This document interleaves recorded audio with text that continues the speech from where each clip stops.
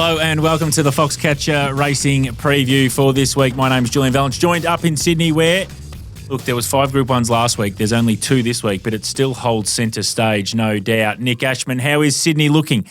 Look, is Marge and the people need to be on lookout for those people eating the corn on the tin roof yet? Has it arrived or is it not till Saturday that we're getting some rainfall? As per usual, I have no idea what you're talking about. Is it going to rain on Saturday, mate? Where's the rain, mate? Has it come yet? That's a better question from you. Great start. It's bucketing down here already on Thursday afternoon. We've got more coming Friday, more coming Saturday. So it's a bit of a downgrade in terms of the days. 5 Group 1s back to 2. We've also got a downgrade for the track as well. We'll be in the heavy range almost certainly, particularly if that full 70 mil arrives. All right, well, let's get into the track analysis, and you can kick us off with Rosehill. So we go out to 6 metres the entire circuit. You just mentioned that there's a bit of rain about. So what's the range you're working with if you, say, got the least amount to the most amount? What's your range that we sort of have to work through? But no doubt we're probably going to need wet trackers. Well, look, it's 10 mil minimum on Saturday. So it's 10 mil on race day. That's a key point, race day.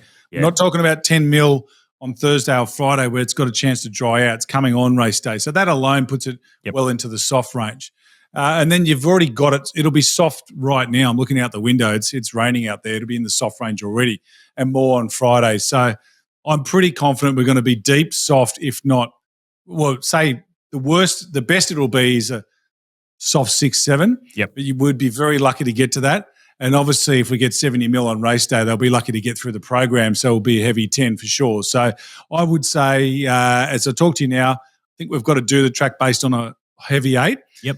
Now, the information that we've got coming through, Jules, is, and this is hot off the press, is that the inside part of the track will hold more moisture. And so even though rail 6 at Rosehill can sometimes be quite leaderish, we're saying you're going to be, fence on fire. We're saying it's going to be off fence today on Saturday. Yep. So we're looking at lanes 4 and beyond providing the bulkier winners, but we are suggesting that the home straight is a little bit better than the bend. So what that means is when the bend's holding more moisture, those horses on top of the speed, it's like doing breaststroke going into freestyle in the medley in the swimming when you're watching the Olympics. If you turn first, you're doing freestyle while the rest are doing breaststroke and you get a margin on them. So what I'm saying to you is this is a traditional up and off track on Saturday. You're going to want to be off the rail in the home straight, but you don't want to be too far off them. Beautiful and a very good analogy too with the swimming. Okay, so that's the intel. Is absolutely been on fire with that. Make sure you are listening to that because that is very, very crucial for Rosehill for those 2 Group 1s that we get up there on Saturday. Flemington, true position the entire circuit. Look, there is a little bit of rain predicted now for the Saturday, but it's only possibly up to 5 mils. And I think even if we got the 5 mils, I think we still hold the good 4 range. Even though, look, we are always worried about bang on while the races are being run. But confident good 4, worst case scenario, soft 5. Interesting, 20 to 30 kilometre southerly wind. We know this. We talk about this. What is it? It's the tailwind into that. Around that big sweeping home turn. So we know 1,400 metre, 1,600 metre circle races can advantage those horses on speed, in particular leaders. Bit of a, early alert for, say, horses like Pride of Jenny in Australian Cup. The straight, in terms of our intel, in this kind of scenario, we've spoken about this a lot for the last 18 months, probably 2.5 years. Middle to wide lanes are expected to be where you want to be. That'll be the advantage. And the circle races, we're thinking fair. Look, backmarker's a low percentage play. We always talk about that, but sometimes we just need to add it again that, if you think you're going to try and back a horse that's going to settle last around a 1,400 metre plus race at Flemington on Saturday, it is a low percentage play. So fair other than that. That's the intel. Rosehill and Flemington. Let's get into the Group 1 sets here, Nico. We'll start with the Vinery Stud Stakes because it is race 6 and we've got a short price favourite actually up from Melbourne, Treasure the Moment. She dominates the market and understandably so. You've got other horses in the market like Delishi Boulevard, Moving Out.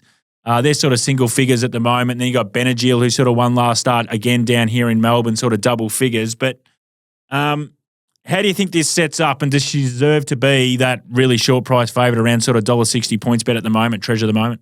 She does. I think on a sort of a dry or softish track, she's. I've got her marked $1.40, but the reason why you're getting sort of that $1.60, and you might even get a fraction more on race days, because we are a real chance of getting to a heavy 10, and she's never been on anything worse than a soft 5. So you can't say that she won't handle it, but she might. It might not be her favourable ground, and there might just be another filly in this race that is an absolute mudlark, and all of a sudden that margin in terms of their ratings really closes up. So she's clearly the best horse in the race. I think she goes forward. I don't think there's a lot of pace in the race, so she can go forward and dictate. I've got her leading with maybe Canny Queen on her back. Declishi Boulevard's coming out of a very slowly run Farlap Stakes a couple of weeks ago, won by a stablemate Lazura, who goes around in the Emancipation Stakes. That wasn't really a good conditioning run for a genuine 2,000-metre gallop, but I don't think it's going to be a genuine gallop. So you've got Moving Out in the race as well, who's another Yulong horse, has had one start in Australia for Chris Waller. J-Mac rides. All of her, I did a deep dive on her sectionals last night. It tells me that she's a real genuine 2,000-metre horse, and she probably appreciates a wet track. So she's maybe Johnny on the spot if the favourite doesn't turn up. I'll give you a roughie, and I did touch on it in the speed map. It's Canny Queen. She's got nowhere near the class of Treasure at the moment, and probably a lot of these other fillies. But when she won at Gosford, she sat outside the speed and she just kept on whacking away. And you looked at her and went, okay. I looked at her and thought, she's probably an Oaks filly if the others fall over, right? They haven't fallen over. Aliana, Treasure moment going there. Then she went to the Kembla Grange Classic a couple of Fridays ago. She sat wide, no cover over the mile. The thing is, Sargent's Inevitable Truth ran second in that race. The winner was Verona Rose, who goes around in this race and is about a $12 or $13 chance. She should have just about won the race. Her SP was hopeless. What I'm saying to you is I think she can run top 5 in the Vinery. And if she does, she might be one to run a place. You're getting around $26 or $31 about her running a place in the Oaks. Okay. I'd just go and have a little snippet on that in the futures markets, because this is the kind of race where a rough result could come on a heavy 10. And if not, even if Treasure at the Moment wins, this will be the right form race going into the Oaks, one would think anyway. So I'm just saying I'd snip away at Canny Queen. I think she can run top 4 or 5 on Saturday. Okay, very interesting there, but you can see the favourite dominates, and probably the only chink is if she's going to get through a heavy 9 or 10, but we will wait and see. Let's get to the Tancred Stakes here, Nico, and from a market perspective, well, sort of pick the international, really. You've got Dubai Honour at the top of the market, Vauban, who was very good, obviously first up for the new camp, being able to win. Arapahoe's at sort of $6, $6, $7. Duke de Sessa, the Caulfield Cup winner, he's in the market as well around that single figures. So it's really interesting. I think Dubai Honour won this race 2 years ago and then hasn't probably been able to get back to those heights in Europe since. He comes back. Vauban, well, we know we've seen him in the Melbourne Cup being right at the pointy end of the market. He came out and won first up. We know there was a big drifter, but that he defied the drift and was able to win. So you think he'll be solid in a race like this from a market perspective. What do we do here? Because I found this race really tricky just quickly looking at it. What are you going to be doing? Hashtag trap race, this one. Yeah. I'll explain what's going on in my head if I can. I struggle to do that at times, Jules. But that monkey with the symbols. Yeah, and he's purple and he wears, anyway, whatever. Just stay over there. He's looking at me right now. You spoke about Dubai Honour. Now, he won the Ranvet Queen Elizabeth double when he was out here, both 2,000-metre races. Yes. I meant that. Yes. The winner of the Tancred that same year was Arapahoe, who goes around again this year. Arapahoe won a Group 2 weight for age 2,400-metre contest on a heavy track in the spring, the Zipping Classic. These horses are better, with all due respect, than the horses that were in the Zipping Classic. So he's going to need to go to another level. But he was going into the spring off a 31-week break. So he probably lacked a bit of base fitness coming into the spring campaign. I think he's going really well this preparation, and he's probably a safe each-way bet. He might get beaten, but I think 1x2, 1x3 is probably your best play there. Vauban, does he go forward? I know he was back. He settled one out, one back over 2,000 metres first up from a spell for Gay, but then he sort of got beaten for that mid-race speed. Does he go forward on Saturday? She loves her horses on speed. Dubai Honour probably won't be too far away from him. Those two horses are both capable of winning this race. There's no doubt about that. Then you've got Duke de Sessa. You touched on him. I think he's flying this preparation. He won well first up with a big weight over the mile. He runs second to Middle Earth. Mate, with all due respect, Middle Earth could be, and we'll get to him in a few minutes' time, he could be a genuine Group 1 weight for age horse because he was electric late over the 2,000 metres in his Aussie debut. I'm really excited to see him on Saturday, and that's going to be a real test. We'll get to that in a moment's time. And then I want to throw a real ultimate curveball, or two of them, the two Yulong horses for Chris Waller. I mean, they've got Group 1 French form from overseas. Yeah. I don't know if it'll carry over on Saturday, but traditionally that's been pretty good in Australian weight for age races. So I wouldn't be putting the pin through them either. As I said, I think Arapaho 1x2, 1x3 is a safe bet, but you could easily have something smaller than those, the two French gallopers, and hope that one of them turns up. Yep. Yeah, it looks a really tricky race, and as you identified, there's plenty of chances there. So I think we'll end up with a really flat open market there. I think there'll be some interesting moves too with those internationals. We speak about this a lot, that if in the last 5 or 6 minutes they do go for those French horses, then obviously smoke, fire, all that kind of stuff, be prepared for that. That was the Tancred Stakes. Let's get to the third Group 1. It's obviously down here in Melbourne. It's the Australian Cup, and look, it's got a bit of a X factor about it because I think if this horse wasn't there, it'd be a bit of a ho-hum Group 1, but she is there after a performance in the Peter Young first up off a bleed. I speak of Pride of Jenny. She's at the top of the market. The horse you spoke about, Middle Earth, he's sort of next in the pick. Zardozi's around the mark. Tissue gets to sort of a bigger track. Flemington, 2,000 metres. She's been able to win, this track and distance before. And Light Infantry Mare's also, given a hope, and it probably doesn't end there. Look, the map's going to be the key factor and going to be the talking point, and we'll obviously, talk more about the Australian Cup map and tactics a little bit later in a special for our punters out there with Foxcatcher. But just quickly, I think Pride of Jenny is going to be in front, and then the question for the punters out there is how far she's going to be in front, because probably shots fired a little bit, and whether they're real shots or whether they're blanks, or I don't know, but the Friedman camp saying Deny Knowledge is not going to let her get away with probably what she got in the Peter Young. It's whether you believe that, Nico, and whether the punters want to believe that. But then it's also going to be, if Deny Knowledge does do that, there's still going to be the peloton, the rest of the group, further back from Deny Knowledge. So interesting way how this race sets up. There's two types of pace that you've got to talk about when you do a speed map. One is gate speed, barrier speed, and the other one's the mid-race speed. So what Pride of Jenny has is great mid-race speed. Yeah. She's not necessarily a gate rocket. She's a horse that gets to the front and after about 400 or 500 metres starts to extend. She's almost like your European stayer. That's how she wins her races. Deny Knowledge, and you and I were talking about this on the phone yesterday. As I said, I don't know if it's the right term to use, but she's more of a springy mare. She tends to bounce out of the barriers a little bit quicker, but she's sort of similar to Pride of Jenny. The issue here for Craig Newitt is there is a risk, and it's not massive risk, but it is a genuine risk that she might get crossed by Deny Knowledge in that first 200 metres. I think that's what Anthony's talking about, Camp Friedman. They're trying to say that she wants to be on her game coming out of the blocks, because if she's not, Craig is going to come straight across and Deny Knowledge and cut her off, and then he's going to force Craig Newitt, Froggy, to sort of come off her back and go around her. And if she has to do that, that's a whole new ball game for Pride of Jenny. She sort of likes to go amble through that first 400 metres. She goes quick, but not as quick as she does through the next section of the race. So it's an interesting race. One thing I can tell you is a horse that loves a fast tempo over 2,000 metres at Flemington is a Tissue.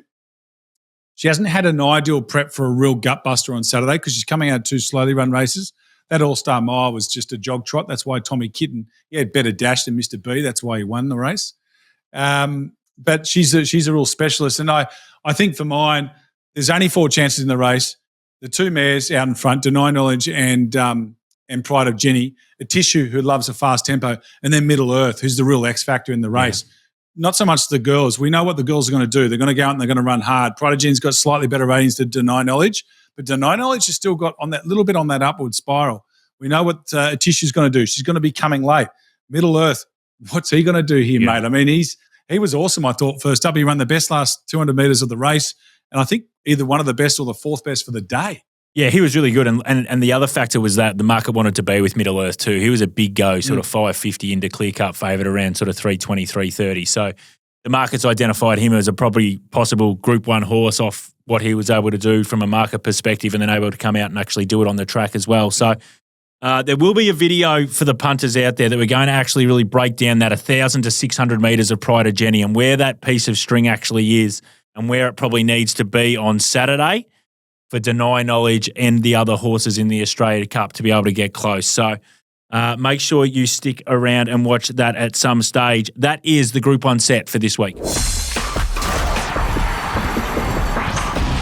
All right, Nico, we are obviously Rosehill. We're going to be on a wet track. What's the set look like? What are we doing here? Yeah, look, I think I'm going to start it off in race 3, I think it is. Let me just bring that up. Yeah, number 12, War Ribbon. Now, he's a horse, you and I were talking last year. I don't know if you remember this. And he was due to go to the Victoria Derby. And we said to each other on the phone, and I haven't even brought this up with you until we're recording now, if there's one smoky outsider that could win this race, it's War Ribbon. Now, he didn't run in the Derby. I don't know what happened. But he was coming off like a provincial where he bolted in around a decent number. He ran a great figure at Gosford 2 starts ago. He bolted in by 7 lengths. Well, not a great figure, but a dominant figure on a rain-affected track. He went to Kembla last start. I don't know what happened. And his run was too bad to be true. Now he turns up in a Tancred Stakes. He's a good wet tracker and he's a genuine stick-on horse. And he'll be up there punching for a long time. You're getting $34 about him. I'd be having something each way. David Payne trains. He's a great trainer of Derby and Oaks horses.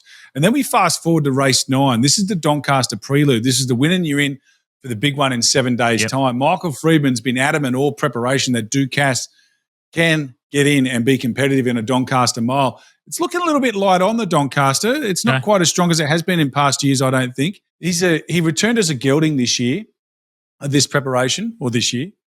He won first up on a dry track. Going into that run, Jules, he'd had 11 runs on good surfaces for 1 minor placing. Everyone had him as a dead set wet track and he needed it to show his best. What he needed was probably his 2 best friends to be removed from his body. He got that coming into this preparation and he won first up on a good track in a fast run benchmark 100 race over 1,400. Then he strikes a slowly run 1,500 metre race second up. You and I have been talking for the last few weeks on the review show about how hard it is to come out of a slowly run race first up, go up in trip and strike a fast run race. You get found out. Well, there's also a problem when you come out of a fast run race first up and go to a slowly run race second up because you're too dour. You lack that turn of foot that's required to put the horses away in the slowly run race. That's what happened to him. Watch the replay. 50 metres past the post, he's almost back in front again. He was too dour for the shape of that race second up 1,500 metres. He won't be for this race. It's going to be a fast run race. He's going to be off rail. He's going to be trailing Willowdale, who's one of the horses to beat. And he gets his wet track for the first time as a gelding. You're getting $12, $13, $14 about him. I think he's a great each-way bet. I've loaded up. That's great. That's some really good value plays there from Nick Ashman. And the key factor there is they both get through the wet tracks, which we know we are going to be playing with at Rosehill. My set, obviously, we go to Flemington. Found it a really tricky day. It's sort of been par for the course for me, but we're going to start in race 1. It is number 2, Bossy Nick. She just is going so well. She just drew the wrong barrier at Caulfield in a big money race. She drew 1 or 2. We just spoke about that. I think it ended up being setting fire to it, a segment we did on the review with Hutchie. It just got in behind leader and just around Caulfield. It just doesn't allow that. She gets to the outside barrier here, which is, I think, how we want to be, middle to wide lanes up the straight. We know her record up the straight's outstanding. It sets up really well for her. I will say I'm absolutely terrified of Pondalawi third up now. I just don't know whether she's come back, the filly or the mare that I thought she was going to be after her last prep. But she's the one that worries me with the senior rider, but I still want to be with Bossy Nick. We go to race 5, and again, there's a favourite here called Enzudo, who I'm a massive fan of, but I'm happy to side with Helsing each way. It ran in the same race as Enzudo. It was a big rating race. They just had it out the back. It was second up. It was more or less like, hey, let's just get this thing out the back. Let's see what's actually under the bonnet and let it finish off. Well, it finished off as good as anything on the whole entire day. I think now a better draw. You can settle a lot closer. Craig Williams, it might just even tag the back of the favourite Enzudo. And I reckon up at Flemington, it might be able to get over the top of him. So happy to be with Helsing in race 5 each way. And then we get to the last. It's a really tricky race, big field. But I'm happy to back Sunset Dreaming first up. It's off 182 days, but it's been able to run really well fresh in the past. I think 1,100 metres is right in the sweet spot for it first up. I don't particularly like them 1,200 metres first up. 1,000 probably too sharp for it. 1,100 is where I want to be. I like the gate. I like the jockey, Jamie Mellum in the saddle. I think first up each way around $9, $3 the drum. You can play there Sunset Dreaming in the last. There's the set, New South Wales, Victoria. Snaps or don't snaps, just the three from Flemington for me. We start in the first. It's a little deep. Big opinion of this horse. 60 kilos off 147 days with Bossy Nic and Pondalawi, I think where the market will trend to. I think that $4.85 is a little bit skinny for me. Yes, this horse can win, but I think just wait, you're going to get a better price than that $5. In race 2, I usually don't play in these 2-year-old races, but I just saw the price of this horse and just thought something's gone wrong. Polish Playgirl, a horse that actually ran up with you, Nico, behind a horse called Memo. It got beaten a long way, or Memo. It started $41 on debut, so it's got no SP anchor at all, but they've put up $3.60. So I just think at some stage in betting, you're going to get better than the $3.60 about Polish Playgirl. And in race 4, Andola, again, Flemington, number 1 here, $3.40. Now, it comes out of the Group 1 form line, so I can understand why the market gravitates towards it. But I thought it was beaten far. I haven't got that race going that well. I was happy to be around Andola, around $3.40 again. Not saying it can't win, but I just think you're going to get a better price. I marked it around $4.50, $4.60. So interested to see what the market does there, but I think you're going to get a better price. That's the snap or don't snaps this week. Now, punters, the last time we spoke to this man, he tipped us into a winner on Adelaide Cup Day. It was Elphinstone. It was $2.90, hammered into $2.30. It got the job done. What do you got this week for us, Billy? G'day, Jules, and all the Foxcatcher viewers, listeners out there. I tell you what, Saturday, race 1, number 2, down the straight at Flemington. Bossy Nic. Come on, Bossy. Over the 1100. She likes the 11, 1200. Loves the straight at Flemington. She's in form. So let me tell you, just have something each way, or maybe for a win. Responsibly, of course. But, Jules, Bossy Nic Saturday. Get on. Come on, Bo. And come on, Bossy. And we'll have a couple of frothies. Thanks for that, Billy. Yeah, we'll be cheering. That horse will be in my set as well, and cannot wait for it to get over the line because then we can have an ale or two. Thanks, mate. Let's get to Pin the Tail. So where Nic and I try and predict what the starting price at PointsBet will be for the best or biggest talking horse of the day. Last week we touched on, well, the scoreline stays at 3-2, mate. You actually indicated while we were doing this show last week that we'll end up with a push. Well, we ended up with a push because we spoke about Woderton in the Golden Slipper. Actually SP'd at PointsBet $7. You went with $6.50. I went with $7.50. So we split it right down the middle, so it's still 3-2 my advantage. Let's get to Pride of Jenny. I marked her bang on $2.75. I just thought the market would probably want to be with her. She's got a very weird SP profile, to be honest, this horse. She sort of, sometimes the market falls out of love with her. Those 2 big wins when she sort of won the Flemington Carnival early doors when she made her statement, she was double figures. Then it would gravitate towards her, and now she sort of struggled a little bit in the spring. She got spat out first up in the Peter Young. So I'm not 100% sure what the market's going to do. It might also be relevant to, is this southerly wind going to have some major impact? And if you see the first 3 circle races won by leaders, then do they push towards her? Or if leaders are struggling, do they push against her? It's fascinating, and it's always fascinating with Pride of Jenny for so many different reasons. Price, just one part of that. I settled $2.75. What'd you go with, mate? I went with $3, Jules. I'm like you. I look at the SP last start. I look at a peak rating. Peak rating's better than any of these, but her SP last start just sort of keeps that price just out of fraction, I reckon. And I think as well, and I'm not sure how much the pros will play into this space, but I think the presence of denied knowledge, the fact that if she doesn't jump really well, she could get crossed, and then she's got a little bit of an ugly passage to get to the front. And the fact that even if she does jump on terms and gets to the front, she's going to have a horse probably within 3 or 4, maybe 5 lengths of her. She's not going to get that big 8 to 10 length lead that she normally does. So not sure if that's going to be a problem for her or not, but it's probably just going to keep her price out of fraction. Absolutely. $3 for Nic, $2.75 for me for our Pin the Tail Pride of Jenny. Righto, punters, favourite time of the show. It is Daisy's Declaration. Daisy, you've joined us this week. How are you, my friend? I'm going well, thank you. Yourself? Yeah, going well, surviving. Now, last week, let's just touch on it. The declaration was she's bulletproof. She was found to be riddled with holes after this race. Correct, yeah. The bullets were certainly piercing whatever was meant to be bulletproof. Look, Moonee Valley, that can jump in the bin. Yeah. I'm going to bring the board in next week so we can actually put up what I'm sacking and who I'm backing and who's got strikes and whatnot. Of course, we're still carrying a strike over to Jai McNeil from Ray Magnerio's ride.